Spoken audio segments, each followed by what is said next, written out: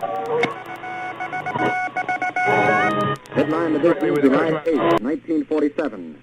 The Army Air Forces has announced that a flying disc has been found and is now in the possession of the Army. Army officers say the missile found...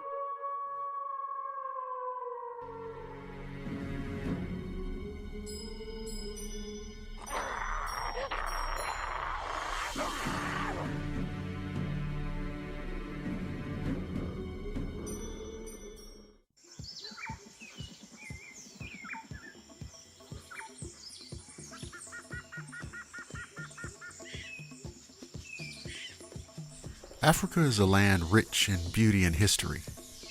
The continent contains breathtaking landscapes and a wondrous diversity of animal and plant life. And then, of course, there are the vampires.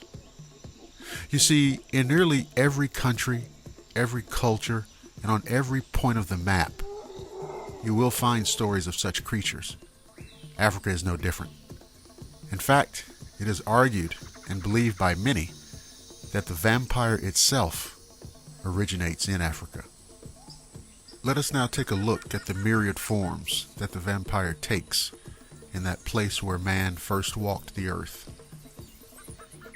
The Obe-Ifu is a living vampire, either male or female, and was found among the Ashanti people of West Africa. The Obe-Ifu would leave its body at night to cause all kinds of terror. Its food of choice was the blood of children, but when it wasn't eating the young, it was causing slow and painful deaths. It also destroys crops by sucking out the sap and vital juices. The word Obe-Ifu comes from the Ashanti word bayi, which means sorcery. A kind of psychic vampire, the Tikoloshe or Tokoloshe, is a creature of the Xhosa people of Lesotho and the southernmost African plains.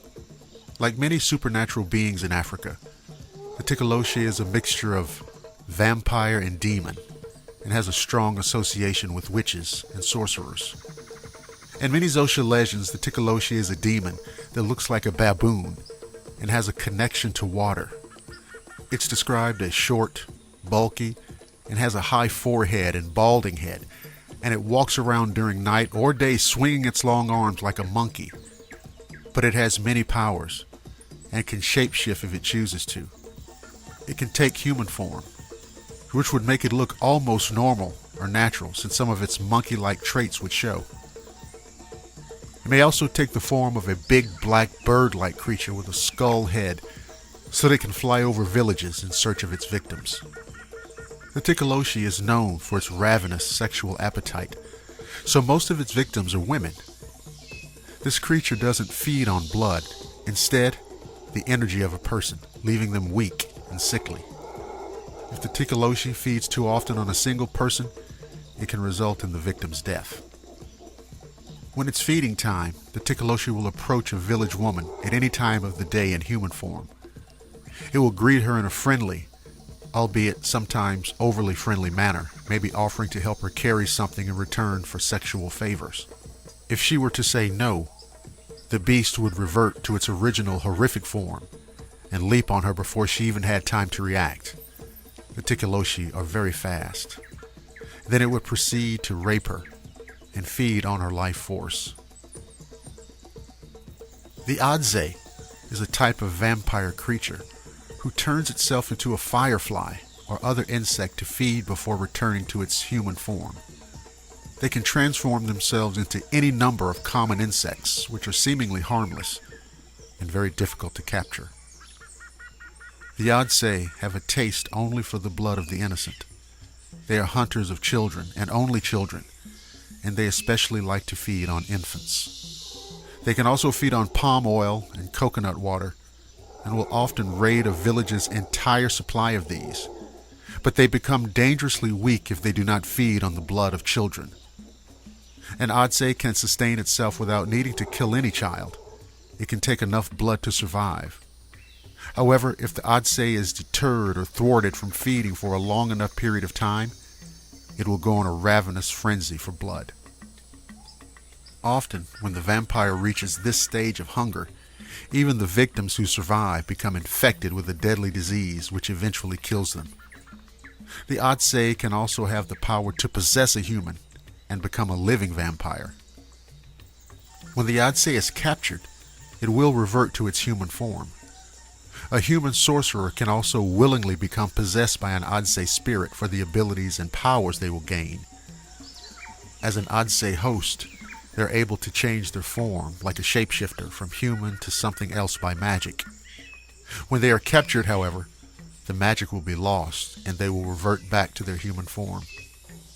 This is the only way to destroy the Odsei, but catching them is the trick.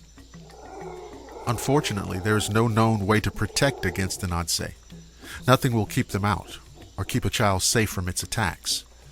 The only measure that can be taken against them is capturing them and destroying their human form. The safest thing to do is keep your supply of coconut water and palm oil up and set a trap. The Ashanti also have stories of vampire creatures of the forest who are not controlled by any witch, but are monsters in a class of their own. These creatures live in nature, in the wild, and feed on passers-by and hunters. Two such creatures are the Asanbosum and the Sasabonsum, very similar in their habitat and feeding practices, though the Sasanbosum have wings and are very similar to bats, while the Ansanbosum are more like humans, save for their hooked legs and iron teeth. The Asanbosum live in trees of the forests and feed mainly on those who dare to wander into their domain. They wait silently in their trees to pounce on unsuspecting prey and rip out their throats with their teeth made of iron. This creature is a little unusual looking. Instead of feet, its legs are curved at the end like hooks, which they use to hang from the tree branches while they wait for prey to wander into the forests. The stories of the Sasabonsum are well known throughout Ghana and Togo. They also live in trees and will drain the blood of those who wander into their territory. These vampires, while humanoid, look very similar to bats. They are mostly human in appearance, with a human face and somewhat human body, save for their arms, which are short and stubby, and for the wings. Their wings are huge. Some legends claim the Sasabosum to have a wingspan of about 20 feet. The creatures are sometimes described as having emaciated bodies and twisted feet, and sometimes myths tell of these creatures having claws and horns as well, and some myths say that these also have iron teeth. Both of these vampires, though tree dwellers, are deadly and vicious. From the eastern Cape of Africa comes the Impundulu, a ravenous blood drinker. The creature is actually a witch's servant, or rather, her familiar. It's usually owned by a female witch, and is later passed on to the witch's daughter. For this reason, the female children of witches rarely marry. The Impundulu is a merciless killer. Entire families and herds of cattle were completely wiped out as the familiar sucked down the blood of each victim. But if the blood loss didn't kill them, it was the wasting disease caused by the Impundulu, or sometimes it left you with a horrible cough and the inability to have children, a condition known as ifika. But in rare cases, the victim got a quick death. This was called being slain by the bird of heaven, and it involved a sharp, unbearable pain in the chest or head. And there you have it. These are just a few examples of the vampiric horrors that exist on the continent of Africa. I could go on, I assure you, but the hour's late, and outside I can hear the sound of wind and rain, and perhaps the sound of something else lurking in the darkness. Thank you for listening to the Shadowland radio show.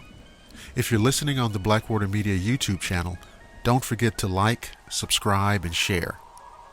You can also listen at blackwatermedia.net and the Blackwater Media Facebook page. I'm Dr. William Lester, and I promise to see each and every one of you again on the flip side.